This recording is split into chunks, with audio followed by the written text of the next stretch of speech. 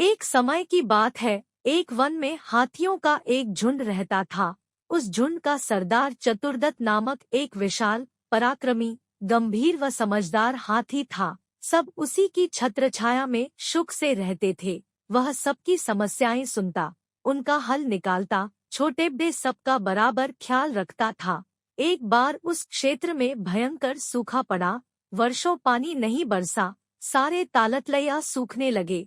पेड़ पौधे कुम्हला गए, धरती फट गई। चारों ओर हाहाकार मच गई। हर प्राणी बूंद बूंद के लिए तरसता गया।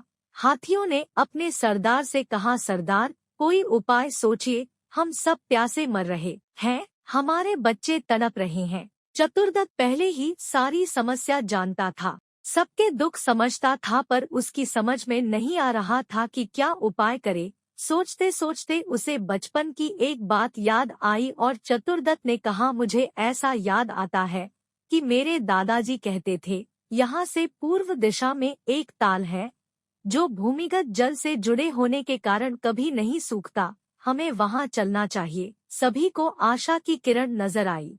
हाथियों का झुंड चतुर्यंत द्वारा बताई गई दिशा की ओर चल पड़ा। बिना पानी के दिन की गर्मी में सफर करना कठिन था।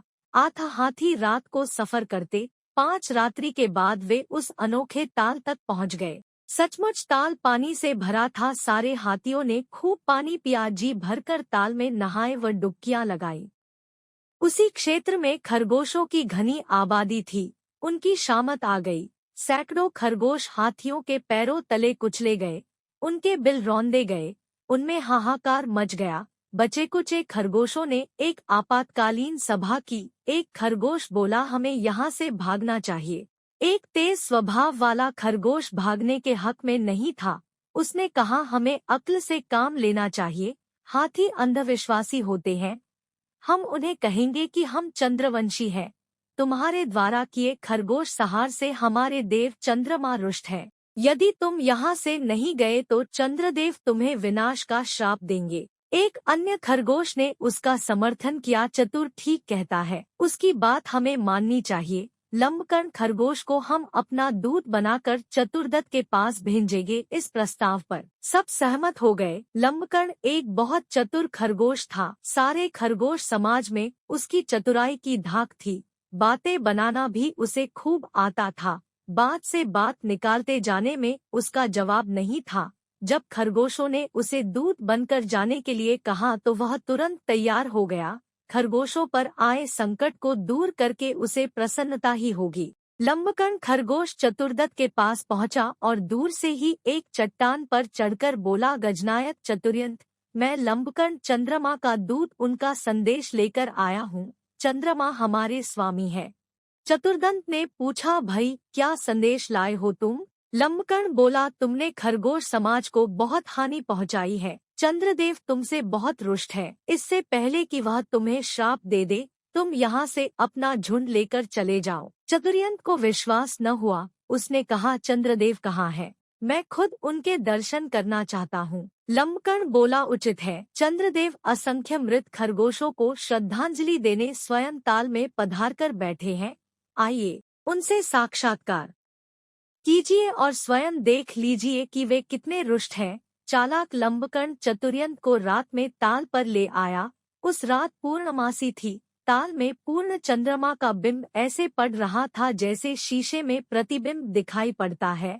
चतुर्यंत घबरा गया। चालाक खरगोश हाथी की घबराहट ताड़ गया और विश्वास के साथ बोला, गजनायक, जरा नजदीक से चंद्रदेव का साक्षात्कार करे तो आपको पता लगेगा कि आपके झुंड के इधर आने से हम खरगोशों पर क्या बीती है। अपने भक्तों का दुख देखकर हमारे चंद्रदेव जी के दिल पर क्या गुजर रही है। लंबकर्ण की बातों का गजराज पर जादू सा असर हुआ। चतुर्दत्त डरते डरते पानी के निकट गया और सूंड चंद्रमा के प्रतिबिंब के निकट ले जाकर जांच करने लगा। सूंड पानी के निकट पहुंचने पर सूंड से निकली हवा से पानी में हलचल हुई और चंद्रमा ला प्रतिबिंब कई भागों में बंट गया और विकृत हो गया। यह देखते ही चतुर्दत्त के होश उड़ गए।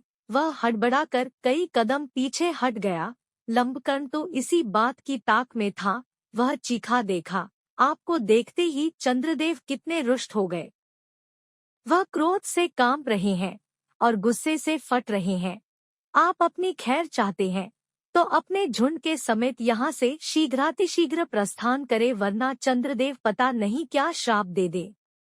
चतुर्यन तुरंत अपने झुंड के पास लौट गया और सबको सलाह दी कि उनका यहाँ से तुरंत प्रस्थान करना ही उचित होगा। अपने सरदार के आदेश को मानकर हाथियों का झुंड लौट गया। खरगोशों में खुशी की लहर दौड़ गई। हाथियों के जाने के कुछ ही दिन पश्चात आकाश में बादल आए, वर्षा हुई और सारा जल संकट समाप्त हो गया।